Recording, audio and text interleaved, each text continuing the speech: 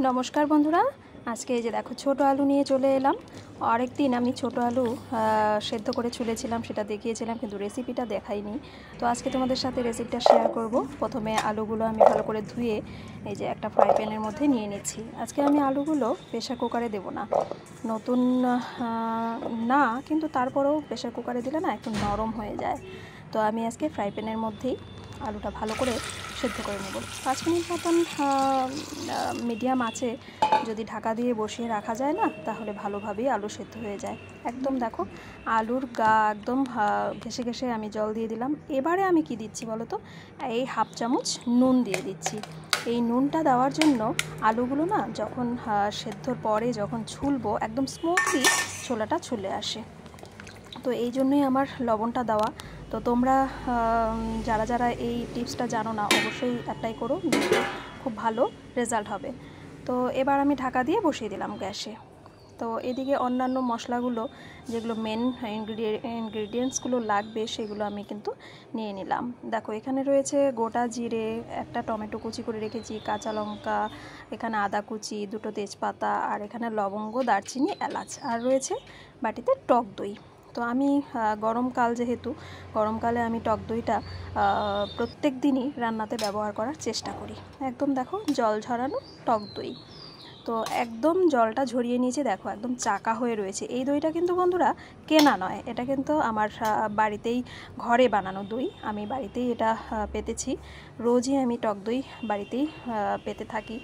তো এই টক দই দিয়েই আজকে করব। দেখো আলুটা সেদ্ধ হয়ে গেছে, এবার আলুটা আমি ঠান্ডা করে এবার কিন্তু ছুলতেও শুরু করে দিয়েছি। দেখো কয়েকটা ছুলেছি, তো এবারে দেখো সবগুলোই কিন্তু ছুলে নিয়ে চলে আসলাম।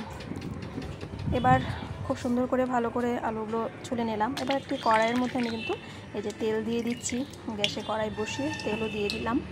এবারে এই তেলের মধ্যে আমি সেই সেদ্ধ করে ছুলে রাখা আলুগুলো দেখো ভেজে নেব। শুধু হালকা করে ভাজবো না, একটু লালচে করে আলুগুলো ভেজে নেব, তাহলে খুব ভালো লাগে খেতে। তো এইভাবে আলুটার মধ্যে আমি আরেকটু লবণ অ্যাড করবো। তাহলে এই যে দেখো হাফ চামচ মতন লবণ আমি দিয়ে ভালোভাবে নাড়িয়ে চাড়িয়ে মিশিয়ে নিয়ে তারপরে কিন্তু আমি লাইট করে ভেজে নেবো। তাহলে আলুটা খেতে ভীষণই টেস্টি লাগে, কারণ আলুর ভেতরে নুনটা ভালোভাবে ঢুকে বেশ একটা কী বলবো, টেস্টটাই অন্যরকম হয়। আমার তো তাই মনে হয়। তোমাদের কার কেমন মনে হয় অবশ্যই কমেন্টের মাধ্যমে জানিও। আর আমার রেসিপিটা কেমন লাগছে, আমি ঠিকঠাক করতে পেরেছি কি না, তোমরাও এইভাবে করো কি না, অবশ্যই কিন্তু জানিও বন্ধুরা। তো এই দেখো আলুগুলো কিন্তু খুব সুন্দর করে আমি লাল করে ভাজবো। এখনও কিন্তু ভাজা হয়নি, আমি কিন্তু মিডিয়াম আছে, দেখো খুব সুন্দর করে এই যে ভাজা কিন্তু হয়ে গেছে, দেখো একটা লালচে ভাব। এবারে আমি এই কড়াইতেই আবারও তেল দিয়ে দিচ্ছি। তেল দেওয়ার পর তেলটা গরম হয়ে যখনই আসবে, তার মধ্যে আমি অল্প পরিমাণ, এই 1 চামচ পরিমাণ আমি ঘি ঢেলে দেবো। এই তেলের মধ্যেই ঘিটা দিয়ে তারপর আমি রান্নাটা করব। তো যেহেতু নিরামিষ রান্না, একটু টেস্টি না হলে কিন্তু খেতে ভালো লাগে না। তাই দেখো 1 চামচ মতন ঘি আমি এখানে দিয়ে দিলাম তেলের মধ্যে। বেশি কিন্তু লাগবে না, যে বেশি ঘি দিলেই যে ভালো হবে তা কিন্তু নয়, 1 চামচ দিলেই কিন্তু হয়ে যায়। আর বন্ধুরা আমি এই গোটা শুকনো লঙ্কাটা তখন কিন্তু দেখাইনি বা ভুলে গেছিলাম। তো আমি এই ফোড়নের মধ্যে গোটা শুকনো লঙ্কা দিয়ে দিলাম 3টে, 2টো তেজপাতা, দারচিনি, এলাচ, লবঙ্গ এগুলো দিয়ে দিচ্ছি। তারপর আমি কিন্তু গোটা জিরে রেখেছিলাম ওই বাটি থেকে তুলে, এই গোটা জিরেটাও দিয়ে দিলাম ফোড়নে। এবার ফোড়নটা খুব সুন্দর সুগন্ধ বেরোচ্ছে, আর হচ্ছে এই যে লঙ্কাগুলো, শুকনো লঙ্কাগুলো খুব সুন্দর কিন্তু কালারও চলে এসছে। তো এই অবস্থাতে আমি এখানে কি অ্যাড করব, কাঁচা লঙ্কা অ্যাড করব, চিড়ে রাখা কাঁচা লঙ্কাটা। আর যে টমেটোটা রেখেছিলাম তার থেকে বেশিরভাগ অংশটাই আমি বেটে নিয়েছি, আর কয়েকটা টুকরো রেখে দিয়েছি, সেখানে তেলের মধ্যে দিয়ে দিলাম। কেন দিলাম বলো তো, এইভাবে টমেটোটা তেলের মধ্যে দিয়ে যদি রান্না করা যায় না, কালারটা খুব ভালো আসে রান্নায়। তো এবারে যে পেস্ট করে রাখা যে মশলাটা, সেটা কিন্তু আমি দিয়ে দিলাম।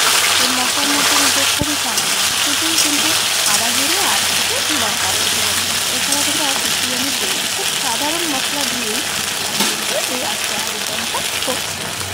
তারপর দেখো আমি মশলা বাটিটা দিয়ে আবার একটু জল দিয়ে দিলাম। তাহলে কী হবে, এই যে তেল ছিটিয়ে চারপাশে একদম চিটাতে থাকে সেই ভাবটা কিন্তু কেটে যায়। এই সামান্য একটু কিন্তু বাটি দিয়ে আমি জল দিয়ে দিলাম। তো এবার আমি মশলাটা খুব ভালো করে কষিয়ে দেব। একটু কষানো হলে এইবারে আমি এই মশলাটার মধ্যে দিয়ে দেবো হাফ চামচ হলুদ, হাফ চামচ হলুদ আর হচ্ছে তোমার হাফ চামচ লবণ। তো সুন্দর করে আমি হাফ চামচ লবণ দিয়ে দিচ্ছি। হাফ চামচ একটু কম। তো এই সব কিছু আমি ভালোভাবে দিয়ে এবারে খুব সুন্দর করে দেখো মশলাটাকে কিন্তু অ্যান্টি ক্লকওয়াইজ কিন্তু ঘুরিয়ে দেখো, অ্যান্টি ক্লকওয়াইজ ঘড়ির কাঁটার বিপরীতে কিন্তু মশলাটাকে আমি ঘুরিয়ে কিন্তু রান্নাটা করছি, আবার কখনো ক্লকওয়াইজ করছি। তো এটা আমার মতামত। এখন রান্নাটা হচ্ছে নিজস্বতা যদি না থাকে রান্না, তাহলে রান্না আমার মনে হয় না ভালো হয়। তো এটা আমার মনে হয় যে এইভাবে করলে ভালো হয়। তো এবারে আমি দিয়ে দিচ্ছি যে বাটিতে রাখা টক দইটা আমি ভালো করে ফুটিয়ে নিয়েছিলাম।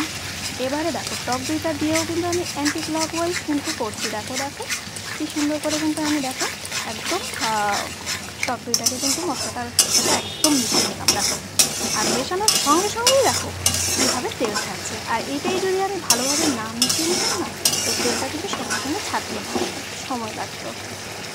তো এটা সম্পূর্ণ আমার প্রসেস, জানি না তোমরা কীভাবে করো।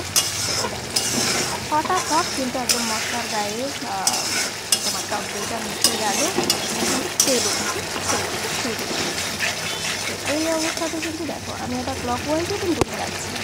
তো প্রথমে কিন্তু টক দইটা দিয়ে অ্যান্টি ক্লকওয়াইজ কিন্তু ভালোভাবে একদম একটু না থেমে সুন্দর করে একদম ভালো করে মিশিয়ে দিতে আমি নিয়েছিলাম। এবারে মশলাটা কিন্তু আমার কষানো হয়ে গেছে। এই যে ভেজে রাখা আলুগুলো আমি মশলাটার মধ্যে দিয়ে দিলাম। এইবারে এই আলুগুলো আর মশলাটা সুন্দর করে মাখিয়ে মানে খুবই সাহায্যে নাড়িয়ে চালিয়ে একদম ফ্রেশ মশলা আলুর গায়ে একদম ভালোভাবে নাড়িয়ে মিশিয়ে তোমার কিছুক্ষণ হতে দেবো। দেখো মশলাগুলো খুব সুন্দর করে আমি কিন্তু আলুর সাথে মিশিয়ে নিচ্ছি। চারদিক থেকে খুব সুন্দর তেল খাচ্ছে। আর বন্ধুরা সত্যি বিশেষ করে আমাকে খুব স্মেল বেরোচ্ছে, সেটা তোমরা পাচ্ছ না, শুনতে পাচ্ছি। তো তোমরা আমার এই প্রসেসে একটু রান্না করে দেখো, অবশ্যই এই সুগন্ধটা তোমরাও পাচ্ছ। আর দেখো বন্ধুরা তেল কিন্তু থাকতে শুরু করে দিয়েছি, তলাতে কিন্তু তেল জমতে শুরু করে দিয়েছি। তার মানে আমার রান্নাটা কিন্তু মানে কষানোটা হয়ে এসছে। এবারে আমি কিন্তু জল দিয়ে দিলাম, একটু ঈষদ উষ্ণ কুসুম গরম জল আমি অ্যাড করেছিলাম।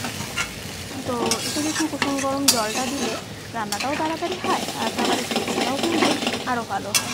ঠান্ডা জলের থেকে একটু গরম জল দিলে আমার মনে হয় ঝোলটা আরও বেশি টেস্টি হয়। তো এখানে দেখো আরও একটু জল আমি দিয়ে দিলাম। তোমরা যেরকম ঝোল খেতে পছন্দ করো সেরকমই ঝোল দিবে। আর আলুর দম সাধারণত একটু গাঢ় ঝোল থাকলেই ভালো লাগে, বেশি পাতলা তো ভালো লাগবে না। তো আমি আমার পরিমাণ মতো আমি কিন্তু ঝোলটা দিয়ে দিলাম। এবার আমি খুব সুন্দর করে ঝোলটাকে কিন্তু ফুটতে দেবো। দেখো কি সুন্দর কালার এসছে না বন্ধুরা, তোমরাই বলো না খুব সুন্দর কালার এসছে কি? দেখো আমি তো যথাসাধ্য চেষ্টা করেছি আমার মতন করে রান্নাটা তোমাদের সাথে শেয়ার করার, আর জানি না কেমন হয়েছে। তো এইভাবে তোমরা রান্না করে একটু বাড়িতে খেয়ে দেখো, আশা তো করছি ভালো লাগবে। তো এবার দেখো আমার কিন্তু রান্নাটা প্রায় হয়ে এসছে। ওপর থেকে কিন্তু আমি একটু ঘিও ছড়িয়ে দিলাম। প্রথমে দিয়েছিলাম 1 চামচ, এবার কিন্তু আরেক চামচ আমি মানে 2 চামচ মতন ঘি আমি এই তরকারিটাতে ব্যবহার করলাম। ওপর থেকে ঘিটা ছড়িয়ে দিয়েছি। গ্যাসের ফ্লেম কিন্তু আমি বন্ধ করে দিয়েছি, এবং ঢাকা দিয়ে আমি কিছুক্ষণ কড়াইয়ের মধ্যেই রেখে দেবো। তারপরে দেখো বন্ধুরা ঢাকনাটা তুলে দেখো ঝোলটা কি সুন্দর একদম গাঢ় হয়ে গেছে। আর ওপরে না একটা সর মতন পড়েছে, যেমন দুধ চা করে রাখলে একটু পরেই যেমন সর পড়ে, দুধ জাল দেওয়ার পর যেমন সর পড়ে, সেরকম তরকারিটাও আমি কিছুক্ষণ রেখেছিলাম কড়াইতে, খুব সুন্দর সর পড়েছে। এবার আমি একটা গামলাতে ঢেলে নিলাম। দেখো কি সুন্দর কালার এসছে, এটা একদম ফাইনাল লুক। এখন আমি আর কিন্তু এটার মধ্যে কোনো কিছুই কিন্তু অ্যাড করব না, কিচ্ছু করব না। আমার তরকারি একদম হয়ে গেছে, অলমোস্ট ডান। এবার দেখো আমি এই হাতাটার সাহায্যে তোমাদেরকে দেখানোর চেষ্টা করছি যে ঝোলটা কতটা গাঢ় হয়েছে। আর দেখতে তো ভীষণই সুন্দর হয়েছে বন্ধুরা। আর আমি কিন্তু চেখে দেখেছি, নুন মিষ্টি একদম একদম পারফেক্ট, ঝালও পারফেক্ট, একটু ঝাল কারণ আমরা একটু ঝালঝালই পছন্দ করি। আর নিরামিষ আলুর দম একটু ঝাল না হলে ভালোও লাগে না, তাই না? তো আমি একটু চেখে দেখলাম যে না, অসাধারণ কিন্তু হয়েছে খেতে। এবার বাড়ির সবাই খেয়ে বলবে কেমন হয়েছে। তো যাই হোক, আমি যদি রান্নাটা ঠিকঠাক করে থাকি অবশ্যই কিন্তু লাইক করে দিও একটা। আর আমার এই রান্নাটা কার কেমন লাগলো অবশ্যই কিন্তু কমেন্টের মাধ্যমে জানিও। আর বন্ধুরা, এইদিকে কিন্তু আলুর দম করতে করতে আমি আরেকটা জিনিস করেছি, আরেকটা রেসিপি করেছি, এটা শেয়ার করে নিয়ে আসছি তোমাদের সাথে। তবে পরবর্তীতে শেয়ার করার ইচ্ছে হবে যদি তোমরা এই আলুর দমের ওপরে কমেন্টস কি করো সেটা দেখে তারপর কিন্তু আমি এনকারেজ যদি হই তাহলে কিন্তু অবশ্যই শেয়ার করবো। এটা হচ্ছে কি বলো তো, দই পটল। এই দই পটলটা আমি একদম আমার মতন করে করেছি, না কোনো কিছু দেখেছি না কিছু, একদম সম্পূর্ণ আমার মতন করে করেছি। দেখো, সামান্য মানে দই দিয়ে কীভাবে দই পটল তৈরি করব করেছি সেটা আমি আরেকদিন শেয়ার করবো। তো বলো বন্ধুরা, কেমন হয়েছে দুটো রেসিপি দেখতে? টাটা।